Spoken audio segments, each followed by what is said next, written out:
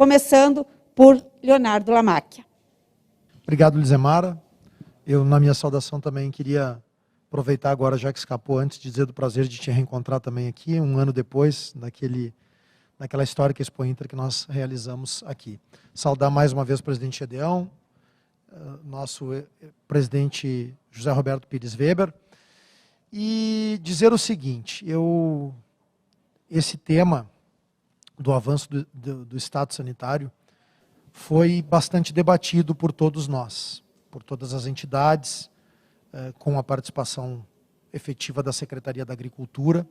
Quem conduziu inicialmente esse processo foi o secretário da época, Covatti Filho, e eu sempre me pautei, a partir de uma decisão nossa interna de diretoria da Federação Brasileira das Associações dos Criadores de Animais de Raça, a FEBRAC, de que nós tínhamos sim que fazer um amplo debate de forma muito transparente, e sempre disse, quando me manifestei ao secretário Covatti, que embora a decisão, meu querido Weber, ao fim e ao cabo seja política, e depois ao longo da minha manifestação eu vou dizer porque que eu já estou iniciando com este registro, em que pese a decisão ao fim e ao cabo seja política, ela tinha que ser lastreada em opinião técnica e em critérios técnicos.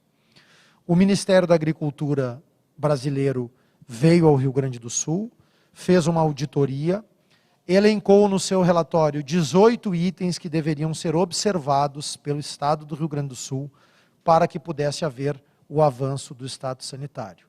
A Secretaria da Agricultura consultou as entidades e nós fizemos, à época, se eu não me engano, foi o mês de fevereiro de 2019, um pouquinho antes de iniciar a pandemia, nós fizemos uma reunião conjunta da Farsul e da FEBRAC, no Hotel Continental aqui em Porto Alegre, com os técnicos do Ministério da Agricultura, com os técnicos da Secretaria da Agricultura, e depois de uma longa apresentação, que durou mais ou menos toda a manhã até o início da tarde, a Farsul fez a sua assembleia e a FEBRAC fez a sua assembleia. E nós, na FEBRAC, deliberamos, por ampla maioria, apoiar a iniciativa do governo de dar o sinal positivo para o avanço do Estado sanitário, para a retirada da vacina, desde que cumpridos aqueles 18 itens constantes do relatório do Ministério da Agricultura. O governo fez investimentos num valor aproximado de 10 milhões de reais para dar cumprimento àquela lista de exigências do Ministério da Agricultura. O processo tramitou regularmente e a OIE concedeu então, ao Rio Grande do Sul o título de zona livre de aftosa sem vacinação. O primeiro ponto que também quero deixar claro: avanço de status sanitário é sempre sinal de desenvolvimento. E eu usei, ao longo desse período todo de discussão, antes da decisão eu usava que seria a decisão mais importante da pecuária gaúcha nos últimos 30 anos, e depois da decisão tomada, usei várias vezes a expressão que foi a decisão mais importante da pecuária gaúcha nos últimos 30 anos. E que ganha relevo na medida em que a pecuária brasileira é a primeira pecuária comercial do mundo e que está ganhando cada vez mais força, cada vez mais respeitabilidade. Também, no momento da decisão, disse que, a meu juízo, havia um binômio que representava muito bem esta decisão tomada. E este binômio é, inclusive, uma das palavras é o título deste painel que nós estamos aqui realizando: oportunidade e responsabilidade. Oportunidade evidente. À medida em que se avança no estado sanitário, se abrem oportunidades. A carne do Rio Grande do Sul, fruto do trabalho dedicado e competente dos seus pecuaristas, é uma carne de alta qualidade, muito parecida com a carne produzida no Uruguai, na Argentina, e, portanto, nós teremos, sim, a meu juízo, grandes oportunidades de mercados importantes a partir do certificado de zona livre de aftosa sem vacinação. temos um produto muito bom para oferecer para mercados que não compravam daqueles lugares que eram zona livre com vacinação. Então não há dúvida que teremos oportunidades. Teremos oportunidades também, e eu me lembro que nós debatíamos muito. Houve um processo de aceleração de decisão no estado do Rio Grande do Sul.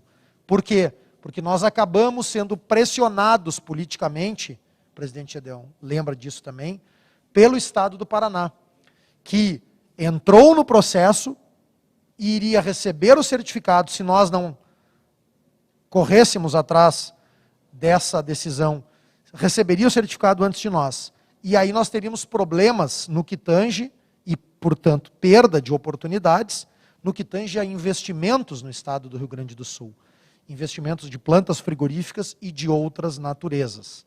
Ontem mesmo, o secretário Arthur Lemos, que almoçou conosco na sede da FEBRAC, chefe da Casa Civil do estado do Rio Grande do Sul, dizia que já se identificam uma série de pedidos no Fundopem, que é um fundo de benefícios fiscais para atração de investimentos, de empresas que querem investir no estado do Rio Grande do Sul a partir do avanço do status sanitário. Então, são sim muitas oportunidades que se abrem, e não é por nada que esta frase, penso, representa muito a decisão mais importante da pecuária gaúcha nos últimos 30 anos. Mas eu queria me debruçar um pouquinho também na segunda palavra do binômio, que é a responsabilidade. E a responsabilidade, presidente Weber, tem nome e sobrenome. É o poder público, que tem a responsabilidade agora de manter o status sanitário. Nós temos responsabilidade, os produtores e as entidades também temos, mas na cadeia de responsabilidades, a maior responsabilidade é sim do poder público nos seus 3 níveis, no nível federal, no nível estadual e no nível municipal. Porque, como disse no início, se a decisão foi política, mesmo que lastreada em critérios técnicos, a decisão foi política do governo do estado do Rio Grande do Sul. Então é dele a responsabilidade de manter o status sanitário. E para isso, o que nós precisamos? Foram feitos investimentos, como afirmei, para obtermos este novo status. Mas agora nós precisamos de investimentos permanentes no sistema de defesa sanitária do estado do Rio Grande do Sul para a sua manutenção. É bem verdade, o presidente Gedeon, pecuarista extremamente experiente, com grande sucesso, médico veterinário, ele me dizia, é verdade que nós estamos protegidos por um bolsão geográfico. Nós temos Santa Catarina, que há 20 anos não vacina, nós temos o Uruguai, que faz fronteira conosco, que vacina, e nós temos a Argentina, que faz fronteira conosco, que vacina. Mas nós temos uma fronteira seca, significativa e importante, que precisa ser controlada. E nós temos mais, e vou me valer também do presidente Gedeon, para não roubar, porque esta foi um ponto que ele bateu muito ao longo da nossa discussão, que nós precisamos ter um cuidado especial nos portos e aeroportos. E por isso que eu dizia, é do poder público sim a responsabilidade, nos 3 níveis, do governo federal, do governo estadual e até dos próprios municípios. Nós, federações, produtores, associações, não temos como controlar o que entra no porto, não temos como controlar o que entra no aeroporto, não temos poder de polícia para fiscalizar as fronteiras. Por isso que a responsabilidade é sim do poder público. Então, o poder público precisa, nesses 3 níveis, governo federal, cuidar dos portos e aeroportos, e precisa cuidar muito, porque nós ainda temos falhas de controle nos portos e aeroportos, precisa o Estado, que aí é diretamente responsável pelo sistema de defesa sanitária, cuidar do Estado, e os municípios e os prefeitos também precisam ser chamados à responsabilidade no controle de venda de carne e situações que ocorrem no âmbito do município. O patrimônio genético da pecuária gaúcha tem valor incalculável. E por isso que agora nós temos que cobrar do poder público a sua responsabilidade. Se a pecuária gaúcha e brasileira tem a importância que tem, e tem muita importância sim, nós precisamos que os governos olhem para a pecuária gaúcha nesse aspecto com o devido tamanho que ela possui. Quero também dizer que, a partir deste avanço do estado sanitário que tivemos e que teremos, no que tange a Expo Inter especificamente, ou as exposições de animais, nós acabamos tendo ganhos e perdas.